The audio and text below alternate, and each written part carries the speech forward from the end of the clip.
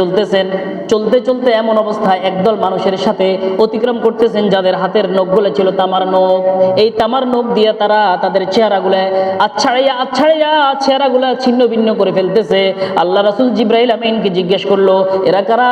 তারা তামার নখ দিয়ে নিজের চেহারাকে ক্ষত বিক্ষত করে আশ্রাইয়া চেহারার গোস্তগুলা ফালাইয়া দিতেছে।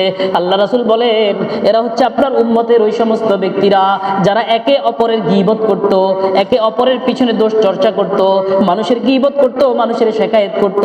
তারা কিয়ামতের ময়দানে, হাসরের ময়দানে, অথবা তারা জাহান্নামের মধ্যে এভাবে তারা তাদের নখ দিয়া গোস্তগুলা ছড়াইয়া ফেলতেছে।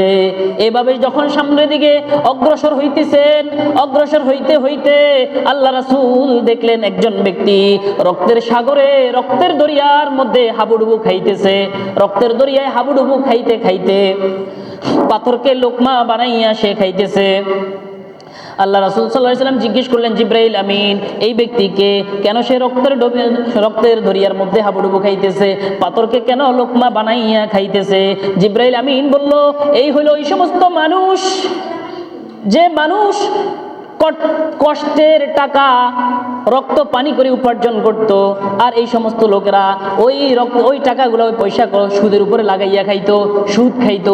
মানুষের সামনে দিয়ে অতিক্রম করলেন, দেখলেন ওই মানুষগুলোকে পাথর দিয়া মাথাগুলা চূর্ণ বিচূর্ণ করে দেওয়া হচ্ছে, আবার মাথাগুলা ঠিক হয়ে যাইতেছে, আবার চূর্ণ বিচূর্ণ করে দেওয়া হচ্ছে। আল্লাহ রাসূল জিজ্ঞেস করলো, জিবরাইল আমিন, এরা কারা? এদের এই অবস্থা কেন? বলল, এরা ওই সমস্ত ব্যক্তি আপনার উম্মতের যারা ফরজ নামাজের মধ্যে অবহেলা করত, ফরজ নামাজ অবহেলা করত, নামাজ পড়তো না।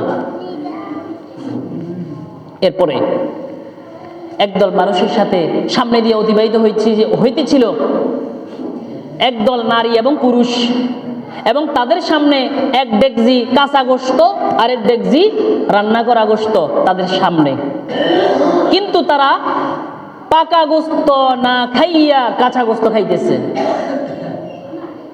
জিবরাইল আমিন বলল, এরা আপনার উম্মতের ওই সমস্ত মানুষ যারা নিজের ঘরে বৈধ হালাল স্ত্রী, স্বামী স্ত্রী থাকার পরেও অবৈধ নরনারীর সাথে মেলামেশা করে, এরা আপনার উম্মতের ওই সমস্ত মানুষ।